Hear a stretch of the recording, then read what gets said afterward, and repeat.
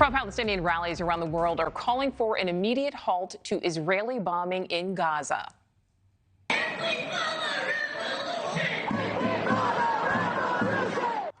Tens of thousands of protesters rallied Saturday in the nation's capital. Many voiced their opposition to U.S. aid for Israel while marching through the streets of D.C. Israeli Prime Minister Benjamin Netanyahu has refused to support a ceasefire deal that does not include Hamas releasing hostages. Joining me now is Eliav Benjamin, Deputy Chief of Mission, Embassy of Israel to the U.S. Eliav, thank you so much for being with us. First, I need to ask you, is enough being done right now to keep the focus on the many hostages? Yeah, so Nichole, as we all know by now, there are over 240 hostages held inside Gaza, men, women, children. We're talking about, just to give an idea, we're talking about 18 of them who are above the age of 75. We're talking about 10 of them who are under the age of 5 years old, all held captive in Gaza by Hamas, including, and this is not just Israelis, including nationals from all over the world, all held in Gaza by Hamas, who are not even allowing for the Red Cross to come and visit them, so we don't even know what their well-being is, including those who haven't got medication, which we know they need to take, and there is no proof of life. And what we are calling for is for their immediate unconditional release. Eliav, as you know, the Prime Minister has said there will be no ceasefire. Is there any concern that this constant bombardment on Gaza will put those hostages at risk, at greater risk? Nichole, actually, the contrary is right. It's the more pressure that we lay on Hamas, the more that we squeeze them, the more they will come forward and release the hostages. This is the way that it's worked. This is the way that it will continue to work. We are very, very precise with the way that we are trying to operate and manage this war, and we are really doing everything that we possibly can to squeeze Hamas to release them. And the U.S. has continued to support Israel while also trying to kind of maintain this delicate balancing act.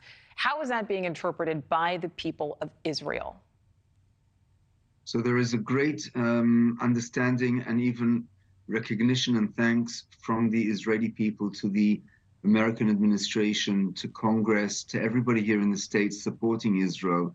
We're all seeing also the presence, the military presence around the region, which sends a very clear message to all the foes that are out there, first and foremost Iran, not to come and not to interfere and to further escalate the situation as it is. And this is very greatly appreciated by the government, by the people of Israel, and by the over 300,000 reservists who have signed up and left their families and homes to help fight and win this war. And Eliav, is the U.S. doing enough? Do you feel like more should be done? We are holding very, very close consultations on an hourly basis, even on a minute basis, with all the forces here, whether it's within the administration, whether it's the military and Department of Defense and the Central Command. Very, very close relations, and we are very grateful for everything. And I think the cooperation that's going on, I don't think anybody could expect more than this. And this alone sends a very, very clear message to the region and to the entire world. And I think this is something to continue echoing and presenting, to show that this is not just an Israeli war. It's not just a war against Israel or against the Jews. This is something which is relevant for the entire world. And Eliav, my last question for you. We've seen protests here in the U.S., many times dueling protests, many supporting Israel, but also many supporting Palestinians. I won't ask you to react to that necessarily, but what is your reaction to how outspoken so many people, and particularly young people, are being?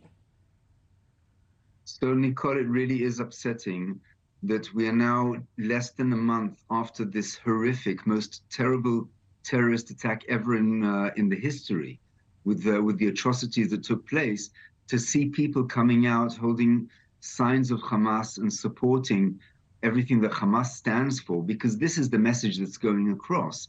Instead of coming in a very clear and unequivocal support of Israel like we're seeing worldwide, to see these demonstrations and these calls is just mind-boggling. I mean, could you possibly imagine people coming out and demonstrating in support of Al-Qaeda 3 days after 9/11, or while the US was fighting and chasing ISIS around the world? So this is just something which again portrays the hypocrisy of people out there who do not understand what is going on, who do not realize that today it's Israel, tomorrow it might be them. Who are being chased and slaughtered and taken hostage. So I do encourage people, learn, read, look at where this all comes from, and decide on which side of the equation you're actually sitting on. Thank you for watching. Go to newsnationnow.com to find News Nation on your television provider. And don't forget to click the red subscribe button below to get more of News Nation's fact-driven, unbiased coverage.